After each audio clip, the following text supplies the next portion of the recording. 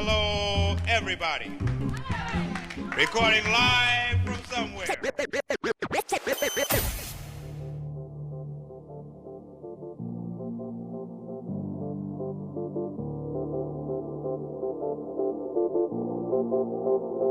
Yeah, nigga.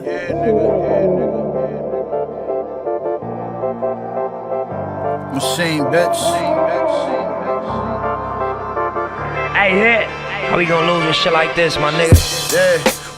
Hey everybody, and welcome to TheSessionTV. This is the first ever installment on my brand new segment. It's called Classes in Session. It's going to be a lyric breakdown. I'm going to be choosing songs that I think are super awesome, and I'm going to be breaking down lyric by lyric just to make sure things that might be going over your head, I want to make sure that you guys are catching on. So first and foremost, I wanted to kick it off with a super fire hip-hop album that just recently dropped. I've been looking forward to it a lot. This man Conway and Griselda Records have been putting in work for a very long time, you know, very consistently for the past year and a half or so, and I'm sure very much way before that, because Griselda, you know, I'm not from Buffalo, I'm not from New York, I don't know the extent of where they all started. Rest in peace to DJ Shay, by the way, someone that was very pivotal in all their careers. Unfortunately, he passed recently and it affected all of them. I think the album was even pushed back due to that death, unfortunately. So again, rest in peace DJ Shay. I know I must have affected Benny a lot, Conway, all these men, and Armani, who also just dropped her album. So salute to the whole fam on that one. Conway has been very consistent, as I mentioned. He's also one of my favorite, if not my favorite, in Griselda. Him and Benny are always like right there neck and neck for me, just because they're lyrical monsters, man, and I just appreciate what they contribute to the game. So when I heard this album, first of all, it was short and like sweet. Like, he really chose correctly how to do his debut on this one. And the song I chose is produced by none other than Hit Boy and G-Ride. They've been on a fucking run recently. Of course, with the Nas album, Hit Boy with Detroit 2. He's about to finish the album he's doing with Benny, which is super exciting. So when I heard this track, you know, I caught on later that it was actually produced by him, because first of all, the Nipsey Hussle snippet in the beginning, rest in peace to Nipsey Hussle the Great, and then he also has a bar in the actual verse that he says Hit Boy produced it. So I was like, damn, yo, Hit Boy's doing his thing. So that was super hard. And of course, it's featuring Dej Loaf. Now, we haven't heard from her in a minute, but as you may know, or maybe you don't know or haven't realized or recognized, Dej Loaf gave a lot of people their swag and their, you know, the form of the way they make music. If you listen to a lot of the music that's out now, a lot of these artists, R&B artists, are with that little voice that they have, she originated that shit. Just go back and do your homework. So it was super nice to see her on this album, and she contributed such a nice voice on the song, so it was super appreciated on that. And I'm just gonna go into it. So it starts verse 1, Conway. He kicks it off, yeah, all praise is due to the Most High, remain thankful and humble, that's just some rules that I go by.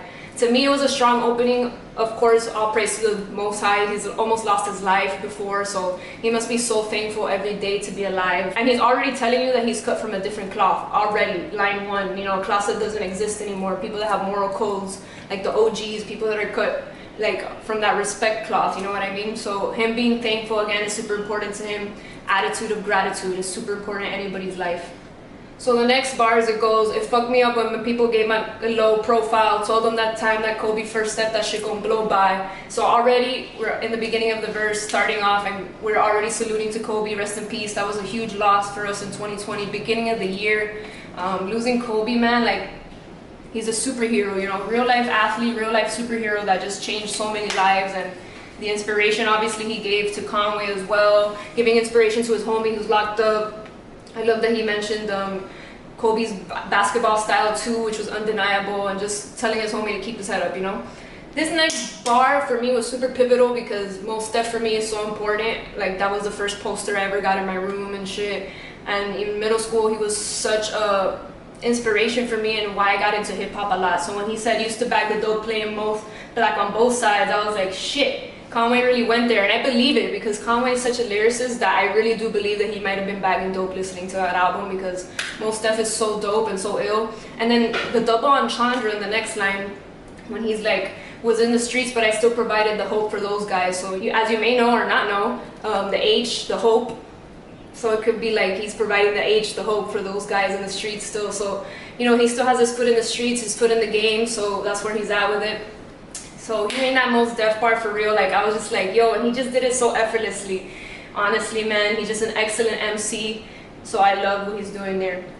Next bars, he goes straight into, again, being raw and authentic. He just says, I'm just letting my soul fly. So he's just spitting from the heart, just exactly what he feels, like no holding back. And then his flow raw, like the bricks from the source, where you gotta take the plane and the boat ride. Like you gotta go take it to the foreign islands and shit, to Colombia or wherever, to go get that original shit from the source. And then this is the next line, he uses it just to switch his flow when he says to get it back. So he goes from where you gotta take a plane and a boat ride, talk to him, and then it says to get it back. So right there's that flow change, and I appreciate that so much because he does it like he's storytelling, and then he's just so raw with it that he just like boom right in the middle of the verse.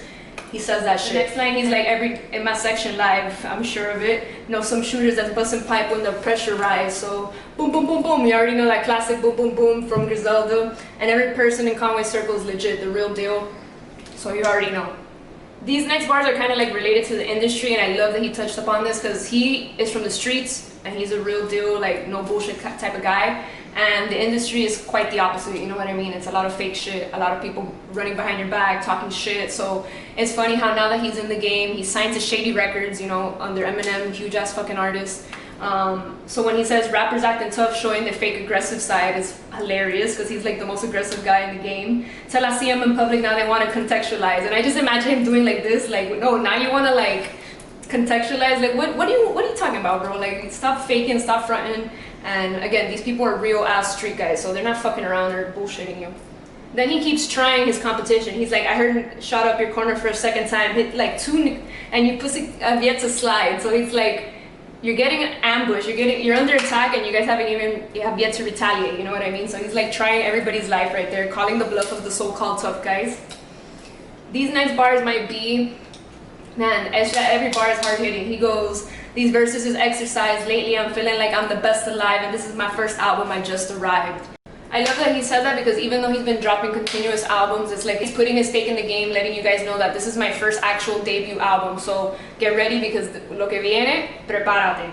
So the next bars he's saying, I hear niggas still in my lane and we don't spit it the same. They're saying it's getting spooky. I hear niggas still in my slang. I love his spooky is like his signature line, signature word, and then of course the classic horror laugh. So I relate to this, of course, myself, especially now in this moment in my life, because those are things that I'm going through myself. So everything he said in this verse, it was just so hard-hitting, man. And again, we don't spit it the same. So it's like, even if you try it, like, you're not gonna spit it the way that I do. And I hear that you're still in my slang. So again, super relatable. These next bars go hand in hand with the ones that I just mentioned. It says they're trying to hang so they can get close to the book and just steal them a page. I don't consider you gang. So it's like you're getting close to me, keeping tabs on me just to like find out what I'm trying to do. But I don't even consider you my family, so you can back the fuck up, you know what I mean? So I love that he was spitting like my real life, his real life. Like, I don't fucking consider you gang. Get away from me, you know? Then he brings up M. So he's like, I told you on that song with Eminem Bang, which is, you know, the name of the song, that I would put a love letter ring, think this shit is a game. So he's letting you know, like, I'm signed to M. I told you on that track, I've been putting out this quality music. I told you I was gonna put it up and let it ring. Like, I'm not fucking around. Like, I'm gonna keep spitting these fucking bars. So he's like letting you guys know from rip.